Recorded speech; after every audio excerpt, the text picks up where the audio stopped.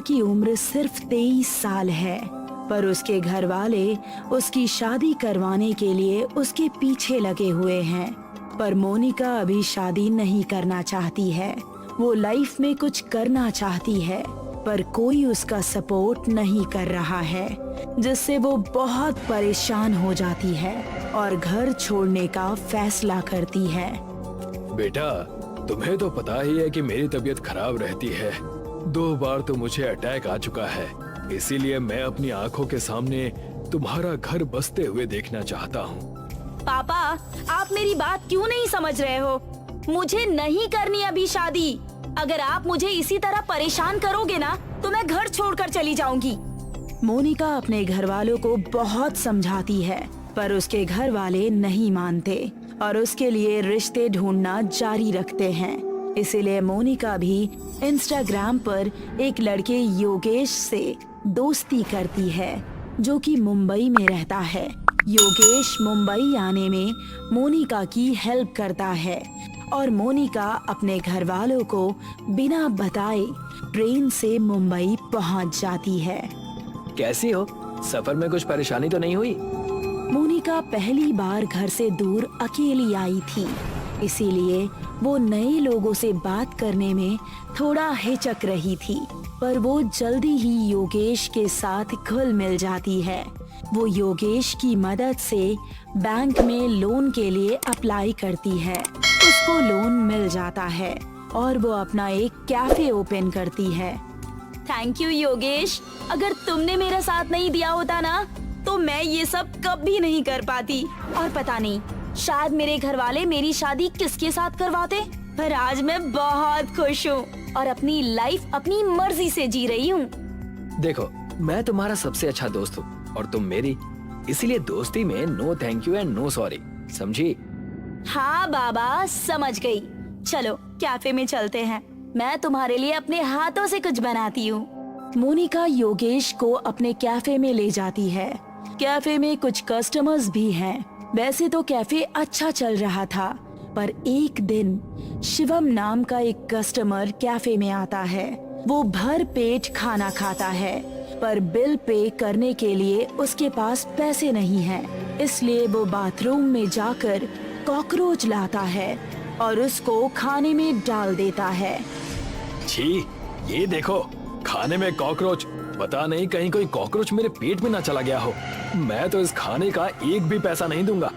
शिवम के मुंह से कॉकरोच वाली बात सुनकर मोनिका उसके पास आती है। सॉरी सर, हमने तो खाना चेक करके ही दिया था, पता नहीं ये कॉकरोच कहाँ से आ गया। आप प्लीज ये बात किसी को मत बताइएगा, हम आपसे कोई पैसे नहीं लेंगे। शिवम को मजाक सूझता है और वो जोर से चिल्लाकर सबको बताता है कि यहाँ के खाने में कॉकरोच मिला है और लोग इस कैफे में आना बंद कर देते हैं, जिससे मोनिका बैंक का लोन नहीं चुका पाती और उसको कैफे बंद करना पड़ता है। उसके घर वाले उसको शादी के लिए परेशान करते हैं और दूसरी तरफ से बैंक वाले उसे नोटिस पर नोटिस भेजते हैं और वो फ्रस्ट्रेशन में आकर सुसाइड कर लेती है। अरे, कैफे बंद हो गया? लगता है मेरा मजाक कुछ ज्यादा ही भारी पड़ गया। खैर छोड़ो, मुझे क्या।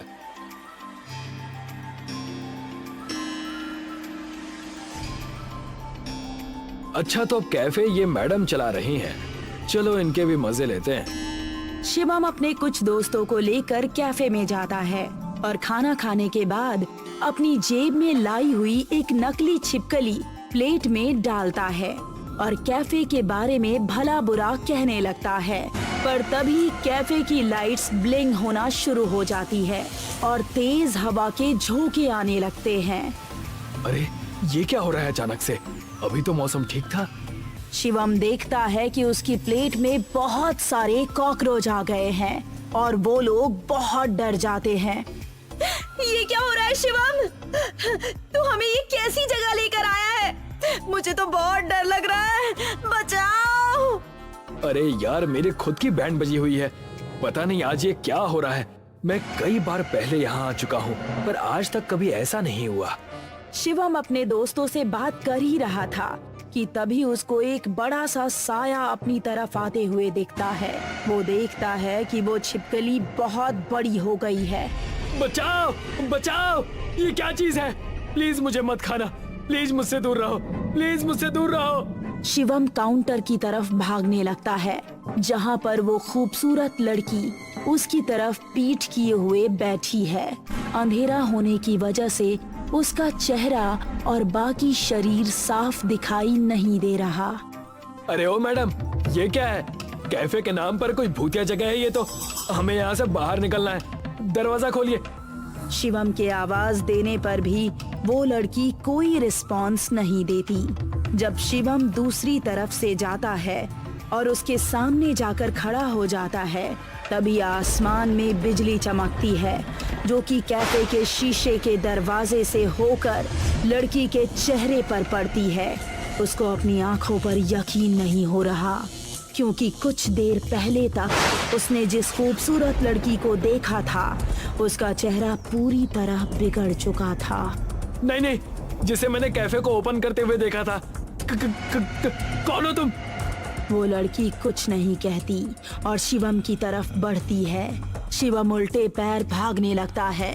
वो एक मेज से जाकर टकराता है और नीचे गिर जाता है, तो देखता है कि वो चुड़ैल सी दिखने वाली लड़की उसके सामने खड़ी है।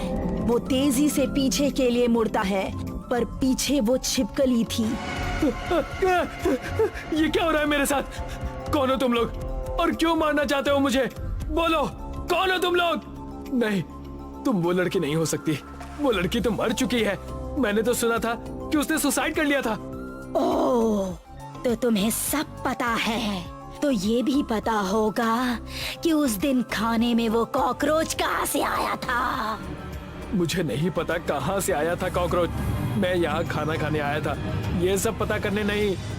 झूठ मत बोलो, वो कॉकरोच तुम ही कहीं से लेकर आए थे। नहीं, ये सच नहीं है। मैं कहाँ से कॉकरोच लेकर आऊंगा?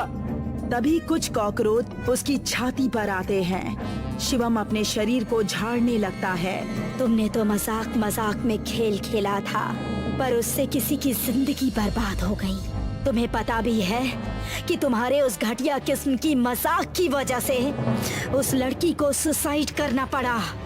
मैं आज के बाद किसी के साथ भी ऐसा घटिया मजाक नहीं करूंगा। प्लीज मुझे माफ कर दो। यहाँ तक कि मैं आज के बाद मजाक करना ही छोड़ दूंगा। हाँ, सच में। मजाक करना तो तब छोड़ोगे ना जब जिंदा रहोगे। और पीछे से वो छिपकली शिवम के शरीर को नोच नोच कर खाने लगती है।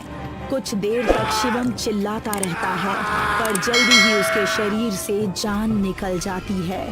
ये देखकर उसके दोस्त जोर से चीखने चिल्लाने लगते हैं।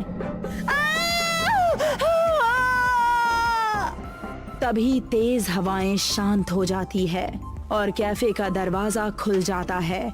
दरवाजा खुलते ही शिवम के सभी दोस्त वहां से भाग जाते हैं और पीछे मुड़कर भी नहीं देखते।